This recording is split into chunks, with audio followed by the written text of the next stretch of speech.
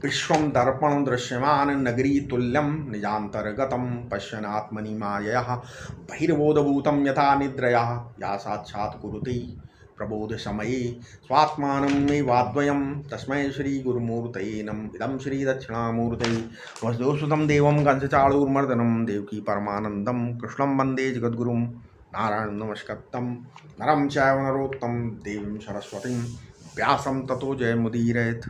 ओम। इस वीडियो में 38वां श्लोक, ठीक है, 37 हो चुके थे। 38वां श्लोक क्या है?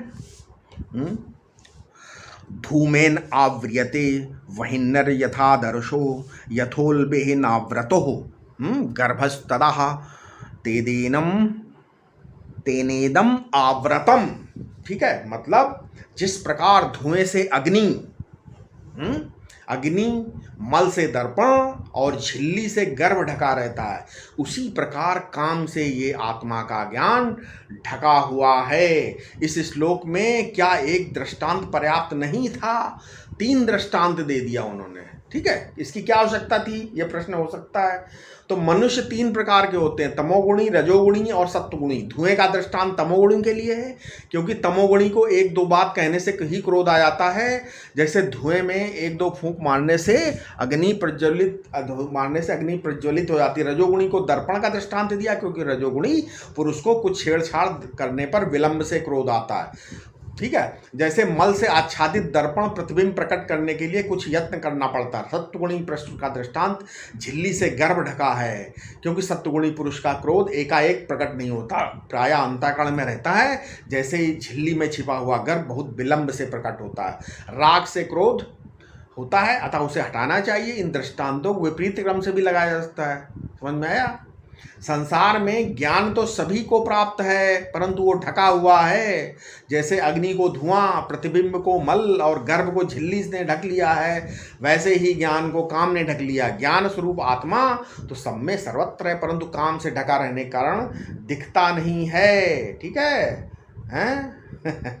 मतलब जैसे दरिद्री पुरुष सुवर्ण को देखता भी है और जानता भी है, परंतु भाग्यहीन होने के कारण उसे प्राप्त नहीं कर सकता। इसी प्रकार विषयी पुरुष इस साक्षात चित घन आत्मा को सुनते, मानते और जानते हुए भी वैराग्य रूप भाग्य का उदय हुए बिना प्राप्त नहीं कर सकता। मतलब बिना वैराग्य के प्राप्त नहीं हो सकता। अतः काम विवेकी का शत्रु है। ये कामना अज्ञानी को तो कालांतर में दुख देती, परंतु विवेकी को तत्काल दुख देती है कामना। ये कभी पूरी नहीं होती, इसलिए इसमें आग ही है, लगनी है। इसे जैसे कि पहले राजा महाराजा राजपाट छोड़कर चले आते थे। इंद्रियां, मन और बुद्धि कामना के दरबार के मंत्री हैं। काम पूर्व संस्कार से होता है। शुभ और अशुभ कर्म इंद्रियां, मन और बुद्धि उसकी सहायता करते हैं। जिस समय कामना होती, उस समय विचार ढक जाता है। मतलब यथादर्शे मलेन चा, बाहर परमात्मा नहीं दिखता। ठीक है, ये कामना धुएं के कारण और भीतर परमात्मा नहीं दिखता, ये भी कामना के कारण। जब दर्पण पर मैल जम जाता है तो उसमें प्रतिबिंब नहीं दिखता। राजस तामस काम रूप मैल बाहर से भीतर गया है, इसी कारण अंतःकरण ढक गया था। ठीक है, जब तक शिशु झिल्ली से ढका रहता है सर्वथा नहीं दिखता है। यहाँ ये त्रिविध आवरण का वर्णन है।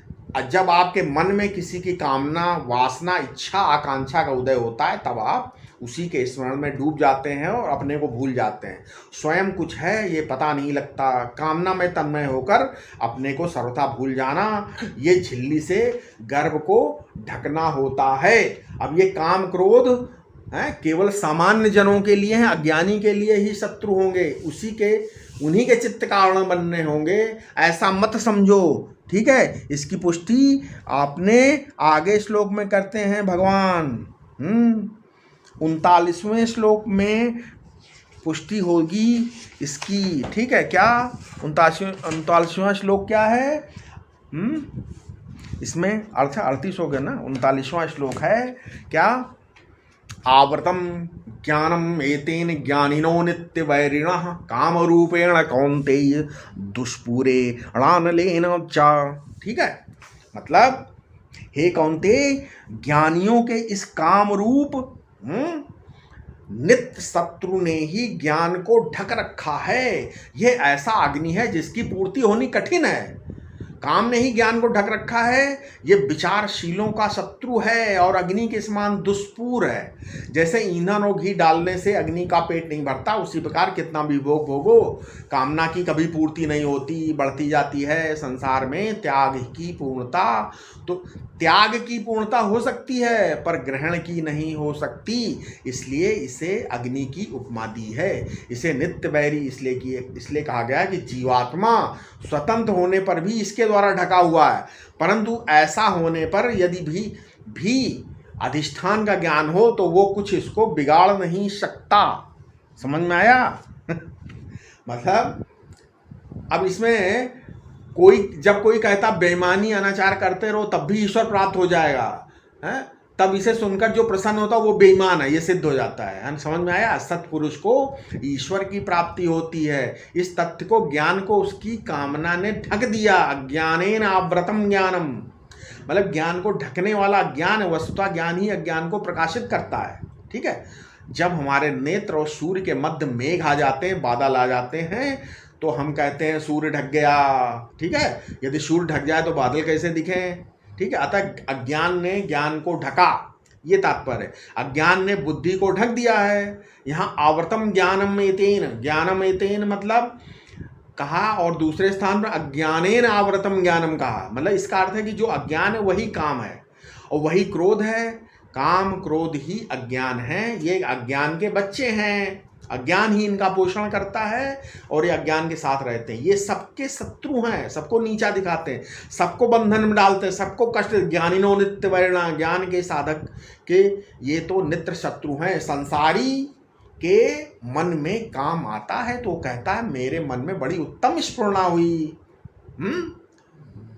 ये कोई अच्छी स्फुरणा है। संसारी के मन में कामना आएगी तो वो मनोराज्य का आनंद लेगा, लेकिन ज्ञान के साधक के मन में कामना आएगी तो चौंकेगा और सावधान हो जाएगा। बीजावस्था में तथा उत्पत्त्यावस्था मतलब चिंत्यमानावस्था, चिंतन के समय में काम संसारी के लिए दुखद नहीं है। समझदार ज्ञानी को ही काम की अवस्थाएं दुखद लगती हैं। ठीक है, भोगावस्था, काम का जब परिणाम आता है, भोग से रोग होते हैं, तब संसारी दुखी होता है। बहुत भोग से रोग होते हैं, बहुत खाने से भी भोग होते हैं, टीबी, कैंसर, बहुत सारी अतिभोग के परिणाम हैं। लेकिन संसारी रोग होने तक भोग भोगते जाते हैं। समझदार तो चींटी की पद ध्वनि के समान काम क्रोध की पद ध्वनि से भी सावधान हो जाता है। उसका तो काम नित्य शत्रु है। काम रूपेण, बहुत रुपया है, बहुरुपया है काम, शीघ्र पहचान में नहीं आता, दुष्पूर है, भोग देने से तृप्त नहीं होता, अनल है, जलाता है, इससे शीतलता सुख शांति नहीं मिल सकती। इसलिए ज्ञान में ज्ञानावरण नहीं है, काम में ज्ञानावरण है। प्रेम ज्ञान आनंद तो सब एक है। सबके लिए आनंद की वर्षा करना प्रेम है। जहाँ देखता हूँ वहाँ तू ही है। जहाँ ज्ञान के साथ आनंद होता है वहाँ परमानंद है। जहाँ ज्ञान से आनंद, पृथक आनंद है, वहाँ विषयानंद है। ठीक है, ये अपने से पृथक है और इसमें आनंद है, ये भ्रम है। यही आवरण है, ज्ञान का आवरण है काम ज्ञान का विरोधी है। ये कहता है इसमें सुख है, मुझ में सुख नहीं है। ठीक है, समझ में आया? मतलब ज्ञान काम से बैर नहीं करता। ज्ञानी काम से बैर नहीं करता, काम ज्ञानी से बैर करता है। ठीक है, समझ में आया? असुर उसमें ज्ञानी कहता है कि हमारे अखंड अनंत स्वरूप में काम स्वप्न लक्षण जैसा है, ज्ञानी कहता है। ठीक है, और काम कहता है तुम अनंत अखंड अद्वय बने बैठे हो, हम तुमको संसार में भिखारी बनाकर भटकाते फिरेंगे बेटा, हैं? मतलब एक बार स्वामी अखंडानंद जी ने आप लोगों ने जानते होंगे जुग्गीलाल कमल जेके वाले हैं ना, तो उनकी माँ जो थी वो श्री अखंडानंद स्वामी की शिष्या थी। तो उनके घर आते थे कानपुर में। तो एक बार बोले कि श्री लक्ष्मीपति सिंघानिया थे, वो विदेश यात्रा करने निकले। ठीक है, अमेरिका में उनसे किसी ने पूछा इस देश में और तुम्हारे देश में क्या अंतर है? श्री लक्ष्मीपति सिंघानिया बोले क्या कि आपका देश संपन्न है यहाँ पैसे से सब कुछ मिल सकता है, किंतु गरीब होते हुए भी भारतवर्ष में कुछ ऐसी बातें हैं जो पैसे से नहीं खरीदी जा सकती। ठीक है, काम ने आपका मूल्य ढक दिया और वस्तुओं का मूल्य आपकी बुद्धि में बैठा दिया है। मतलब काम, जब हम कहते हैं हमें यहाँ ये चाहिए हैं, तब तो काम रहता ही है, और जब कहते हैं हाँ ये नहीं चाहिए तब भी काम रहता है, तब भी काम ही रहता। काम से मुक्ति परमात्मा से एक हुए बिना नहीं मिल सकती, ये समझो हैं। आए एक मनुष्य गाली दे रहा है, आप कहते हैं गाली नहीं देनी चाहिए, ये कामना है, और प्रशंसा हो ये भी कामना है। गाली प्रशंसा समान हो जाए, आप परमात्मा से एक हो जाए, तब काम झूठा दुष्पूरेण, ये पूरा करने से पूरा नहीं होगा। ठीक है मतलब काम की सिद्धि नहीं देखी जाती, क्योंकि एक कामना निवृत्त होने पर फिर दूसरी कामना आ लग जाती। भोजन के नए नए तरीके, आजकल देखो कितने प्रकार का भोजन होटलों में मिलता है हैं, आप नाम नहीं बता पाओगे, है नहीं। इसी तरीके नए नए डिज़ाइनर साड़ियाँ, डिज़ाइनर वस्त्र आ गए हैं। ठीक है भाई, अब यही है, किंतु काम भोग का आज तक सृष्टि में कोई अंत नहीं पा सका। महाभारत में आया है अंतो नास्ति पिपासायाः, मतलब इस काम की प्यासा का अंत नहीं है, काम की प्यास का अंत ही नहीं है। भागवत में आया है क्या, यत पृथिव्याम बृहव्यम, ठीक है, हिरण्यम पशवः स्त्रियः। भागवत में आया है कि इस पृथ्वी में जितना अन्न धन पशु और स्त्रियां हैं, वे सब एक एक ही व्यक्ति को मिल जाए तब भी उसकी संतुष्टि नहीं होगी। एक बहुत फेमस भागवत के 9वें स्कंद का श्लोक बता रहे हैं हम, ना जातु कामा कामानुपभोगेन शाम्यति हविषा कृष्णवर्तमेव भू एवाभिवर्धते। किसी भी प्राणी की कामना उपभोग से शांत नहीं होती, अग्नि में घी डालने के समान ये भोग से और बढ़ती है।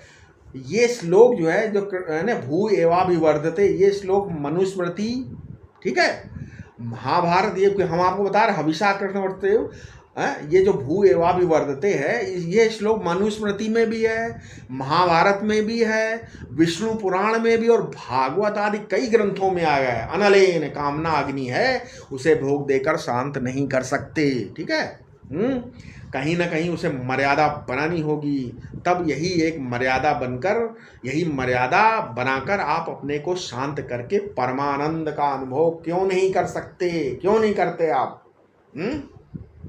समझ में आया? अब ये भगवान शंकराचार्य ने अपने भाष्य में लिखा है क्या, कि यदि ज्ञात हो जाए कि शत्रु कहाँ रहता तो सरलता से उसका दमन संभव है, अतः भगवान काम क्रोध का निवास स्थान बतलाते हैं। ठीक है कैसे? बोले ब्रह्मचर्य का गढ़ कहाँ है? बोले सत्संग में, अच्छे लोगों में रहते हैं तो अच्छा अभ्यास बनता है, बुराई से बचे रहते हैं। चोरी की संगति से जीवन में चोरी आती है, जुआरियों की संगति से जुआ, और अनाचारियों की संगति से अनाचार। महाकवि भारवी ने भी लिखा है अपने किरातार्जुन में दिया है उन्होंने क्या, अभिवर्षति यो अनुपालयन विधिवीजानि विवेकवारिणः सा सदा फलशालिनी क्रियाम शरदालोक इवाधितिष्ठति। मतलब जो अनुशासन का बीज विवेक के जल से सींचता है और उनका पालन पोषण करता है, उसे समय आने पर स्वयं सत्फल की प्राप्ति होती है। जैसे किसान जब खेत में समय पर बीज बोता सींचता तो स्वयं समय पर उसे फल लगते हैं। सहसा कोई काम नहीं करना चाहिए, उन्होंने बताया है। भारवी ने क्या लिखा, उन्होंने बोला सहसा कोई काम नहीं करना चाहिए, क्योंकि अविवेक भारी विपत्तियों का कारण है। ठीक है, और क्या बोला, सद्गुण पर मोहित होकर विचार करके काम करने वाले का संपत्ति स्वयं वर्ण करती है। अतः विचार और सद्गुण का कभी परित्याग नहीं करना। दो चीजें, विचार और सद्गुण का परित्याग कभी ना करें। एक प्रश्न है कि निष्कामता की प्रक्रिया क्या है? अच्छा, निष्कामता आएगी कैसे भैया? दूसरा प्रश्न है, जब शरीर में मन बुद्धि प्राण रहते हैं तभी सब व्यवहार होता है, ये नहीं रहते तो व्यवहार नहीं होता। इसमें परमात्मा को मानने की क्या आवश्यकता है? तो विज्ञान की परिभाषा है से इंद्रियत्वम चेतनत्वम, ये साइंस की परिभाषा क्या, इंद्रियवान होना चेतन का लक्षण है। विज्ञान केवल विषय का वेत्ता है, लेकिन अध्यात्म शास्त्र में स्वयं प्रकाश होना तथा स्वयं को तथा दूसरे को जानना और न जानने को भी जानना चेतनत्व है। ठीक है, ये वहाँ चेतन का मतलब ये है, चेतन दूसरे की सहायता के बिना जानता है, वो अपने को, दूसरों को तथा दूसरों के अभाव को भी जानता है, किंतु अपना अभाव कभी नहीं जान सकता। सुसुप्ति में मन इंद्री ना रहने पर भी उनका ना रहना ज्ञात होता है या नहीं। यदि उस समय प्रतीति ना होती हो तब भी जागकर स्मरण तो होता है। ये समझना अंतर मन की वृत्ति से होता है। वृत्ति सुसुप्ति में नहीं रहती, अतः उस समय ज्ञात नहीं होता, लेकिन वृत्ति के अभाव और वृत्ति के विषय देश काल पदार्थ का ज्ञान तो होता है। वो सुसुप्ति जिससे जानी जाती है वो कौन है? चेतन है। वो चेतन देशाकार, कालाकार, द्रव्याकार वृत्ति से विलक्षण है, अतः वह देश काल और एवं द्रव्य से परछिन्न नहीं होता। वो परिपूर्ण अविनाशी अखंड अद्वय है, वो साक्षी ही वस्तुतः ब्रह्म है। इसी ज्ञान स्वरूप चेतन में विषय को सच्चा मानना शाश्वत ज्ञान का सविषय रूप है, मन है। ज्ञान का बाधित विषय रूप चेतन है, ज्ञान का निर्विषय रूप समाधि है। अपने शाश्वत प्रेष्ठ का वृत्ति में स्फुरण भक्ति है, विनाशी विषय का वृत्ति में स्फुरण संसार है। चित्त में कामना किसी अप्राप्त वस्तु को पाने की होती है, वह अप्राप्त वस्तु इंद्रियग्राह्य है या नहीं इससे मतलब नहीं है, कि वह वस्तु कैसे बनी, कब कितने समय बाद मिलेगी, कितनी दूर है। मतलब अप्राप्त काल, अप्राप्त देश, अप्राप्त वस्तु को प्राप्त करने की इच्छा का नाम ही काम है। आत्मा नित्य प्राप्त है। ठीक है, अतः इसे पाने की कामना इच्छा नहीं है। समझे, आप सचमुच कामना मिटाना चाहते हैं, आपका लक्ष्य भौतिक है, आप पुत्र पत्नी धन पद चाहते हैं तो काम को मिटाने का प्रश्न नहीं है यहाँ पर, फिर तो काम पूर्ति का प्रश्न है। आपकी लक्ष्य पूर्ति के लिए जितनी कामना उपयोगी हो उसे स्वीकार करो, दम्भ मत करो। अर्थ की प्राप्ति की कामना है, एक में शत्रु को नीचा दिखाने के लिए तो उसका धन पाप का अंग होता है। एक अर्थ दान करने के लिए चाहता है, अब मान लो आपको धन चाहिए दान करने को तो उसका धन धर्म का अंग हो गया। ठीक है, इसी प्रकार आप कर्म अंतःकरण की शुद्धि के लिए करना चाहते हो तो कर्म मोक्ष का अंग है, और कर्म दूसरे का माल हड़पने के लिए है तो वो कर्म अधर्म हो गया। ठीक है, अधर्म का अंग हो गया। ये समझना कि आपकी कामना है किसके लिए। निष्कामता, निस्वार्थ भाव आपकी पूर्णता के लिए है, और आप निष्काम करना चाहते हैं तो ये धर्म का अंग है। आप निष्कामता से चाहते हैं क्या? इसे कामना को संयम में लाना चाहते हैं, कामना को मिटाना चाहते हैं, या कामना को एक स्थान में केंद्रित करना चाहते हैं। ठीक है, आदिदैविक कामना धर्म है। एक मनुष्य के मन में स्वर्ग पाने की कामना, उसके लिए लौकिक भोग त्याग दिया उसने, क्या ये धर्म नहीं है? लेकिन ईश्वर प्राप्ति की कामना में समग्र मन लगा दिया, विश्व वस्तु के विश्व को क्या आ गई, ये स्थिति धर्म से बड़ी है भाई।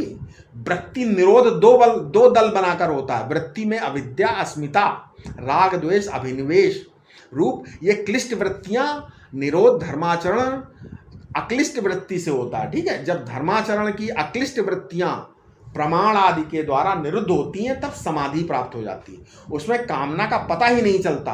आपको आदिदैविक उन्नति की कामना है तो लौकिक उन्नति की कामना छोड़िए, ईश्वर की प्राप्ति की कामना है या समाधि चाहते हैं तो लौकिक पारलौकिक सब भोगों की कामना छोड़ना पड़ेगा आपको।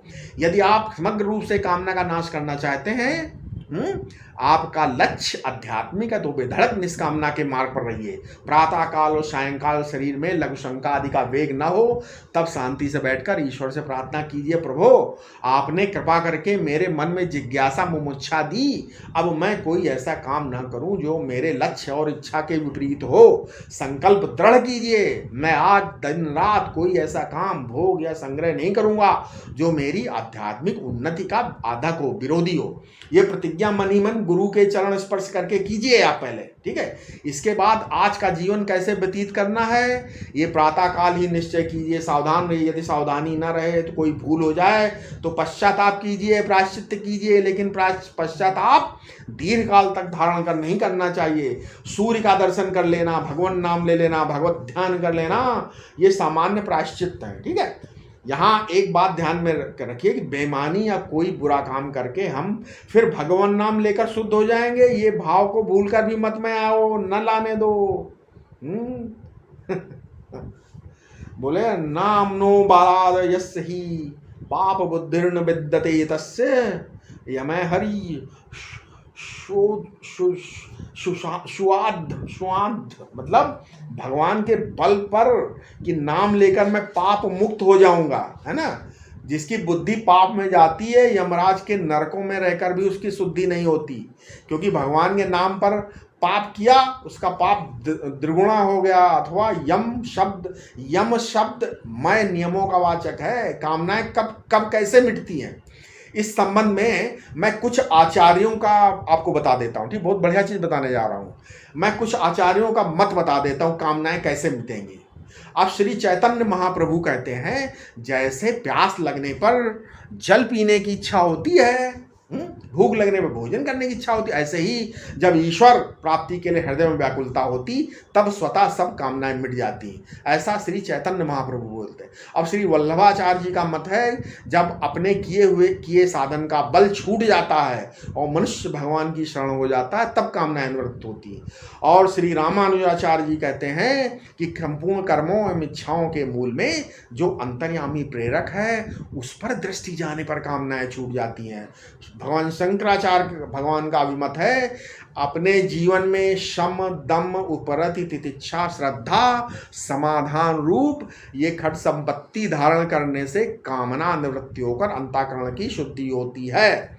मतलब अंतःकरण की शुद्धि, कामना निवृत्ति, अंतर्यामी पर दृष्टि, भगवत प्राप्ति के लिए व्याकुलता और भगवत शरणागति, ये सब एक ही बात हो गई। समझ में आ गया। मनुष्य जब संसार की वस्तु से राग या द्वेष कर बैठता है, अर्थात मनोवृत्ति जब अपने अपने भीतर विषय, संसार का विषय ले आती है, तब अशुद्ध हो जाती है। मन में शत्रु होगा तो जलन होगी, राग होगा तो पक्षपात होगा। ठीक है। शम का अर्थ है शांति, काम क्रोध लोभ मोह से मन में उद्वेग न होना। दम का अर्थ है इंद्रियों की चंचलता का उद्वेग न हो। और उपरति का अर्थ है कर्म का अधिक विक्षेप न हो। और तितिक्षा स्वतः प्राप्त दुख वे भले प्रकृति से मिले हों या दूसरों से उद्विग्न न करें, उसको सहन करें। और श्रद्धा विद्या बुद्धि का अभिमान न हो, गुरु के प्रति नम्रता बनी रहे, ये बोलते हैं श्रद्धा।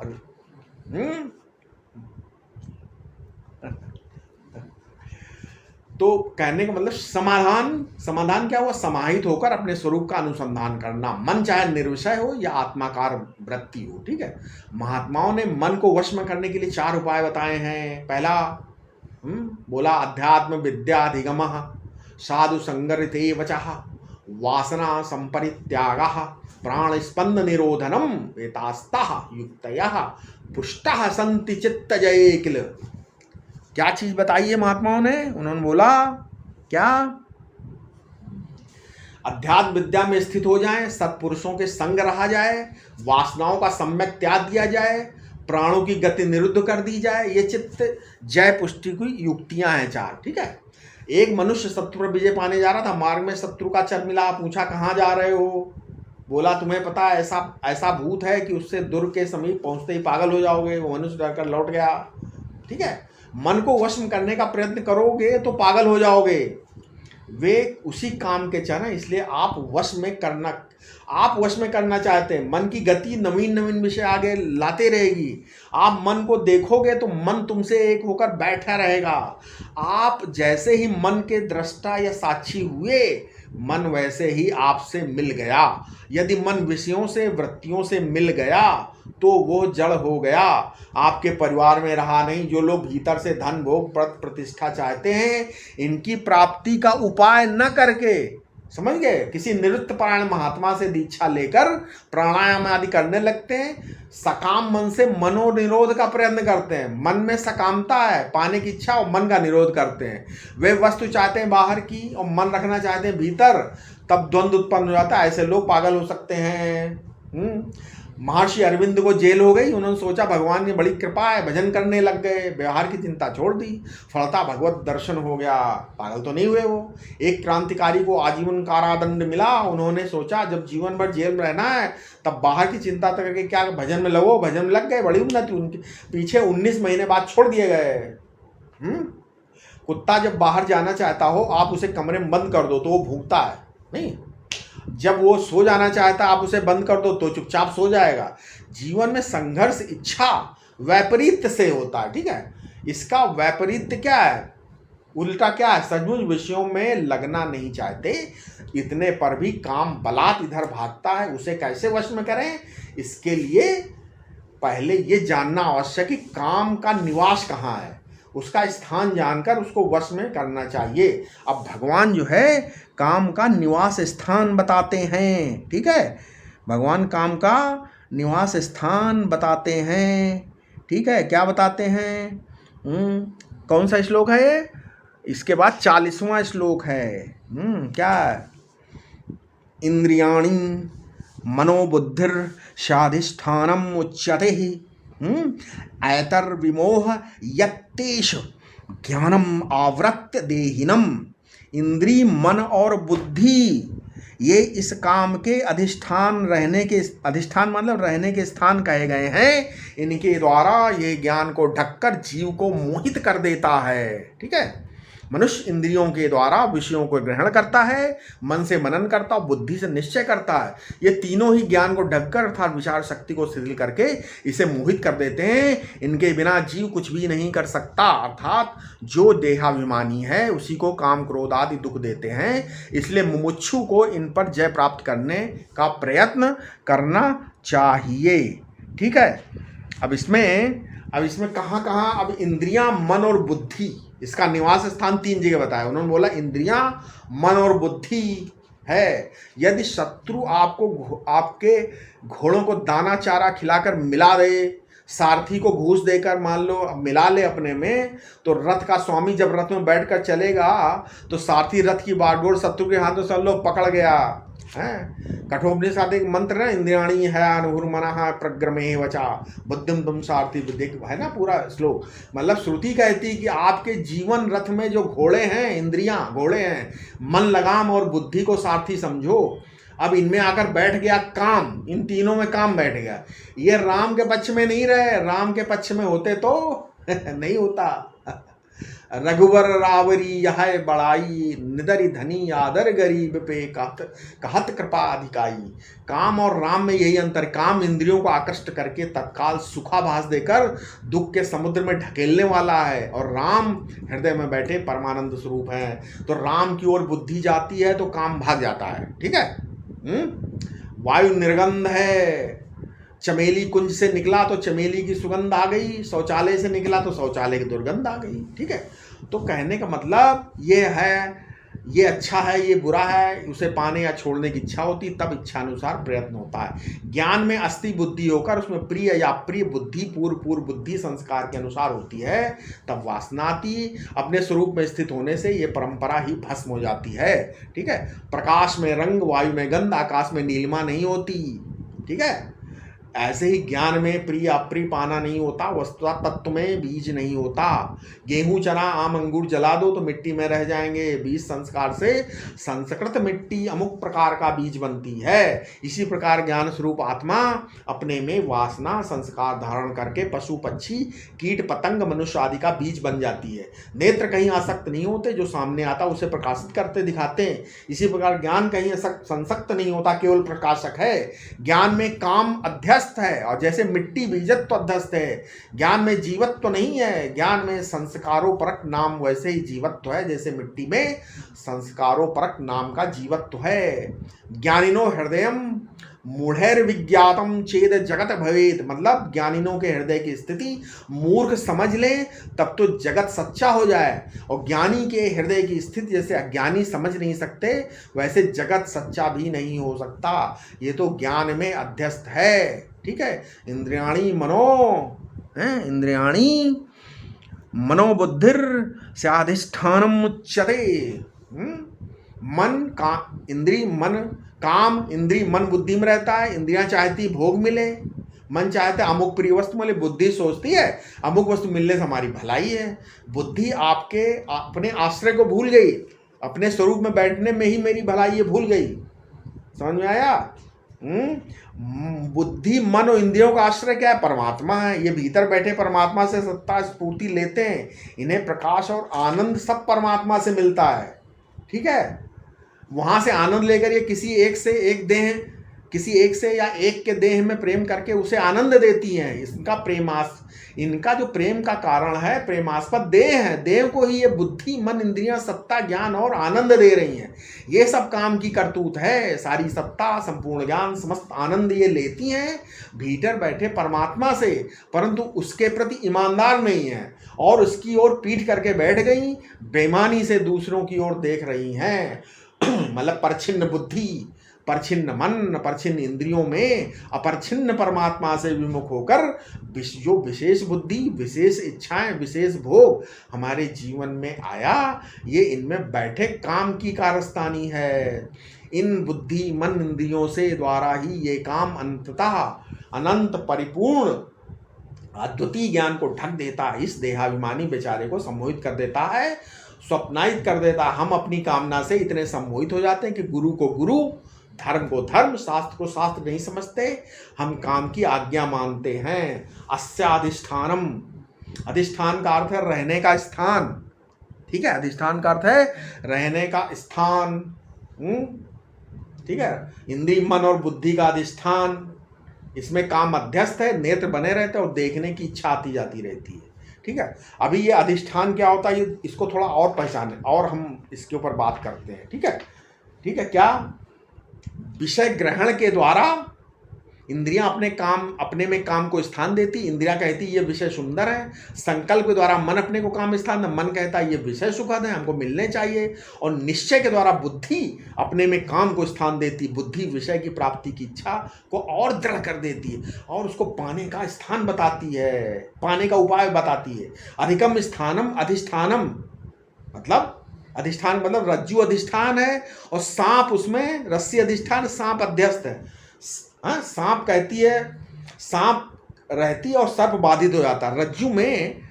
रज्जु कहती है सर्प बाधित हो जाता है, मतलब रज्जु में एक बार सर्प का भ्रम होता है रस्सी में, और तो दूसरी बार उसको कुछ लोग आप हार समझ सकते हो, माला समझ सकते हो, डंडा समझ सकते हो, दरार समझ सकते हो। इसी प्रकार इंद्रिय मन बुद्धि रहती है, काम बाधित हो जाता है। ठीक है, एक कामना तो दूसरी कामना, दूसरी कामना तीसरी कामना। इंद्रियों के द्वारा अनुभूत विषय में इच्छा होती है, नितांत अनुभूत विषय में इच्छा नहीं होती। ठीक है, अज्ञता के विषय में इच्छा नहीं होती। प्रिय रूप से वस्तु को पाने का पहले होगा, तब उसे पाने की इच्छा होगी।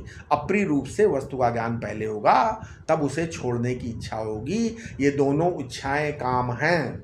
ठीक है, अब काम को कैसे पहचानोगे? ठीक है, इसको हम अपने अगले वीडियो में बताएंगे। ठीक है, कृपया इस चैनल को सब्सक्राइब करें और लोगों तक पहुंचाएं। आशा है आपको ये जरूर समझ में आया होगा। ठीक है, ओम शांति शांति शांति।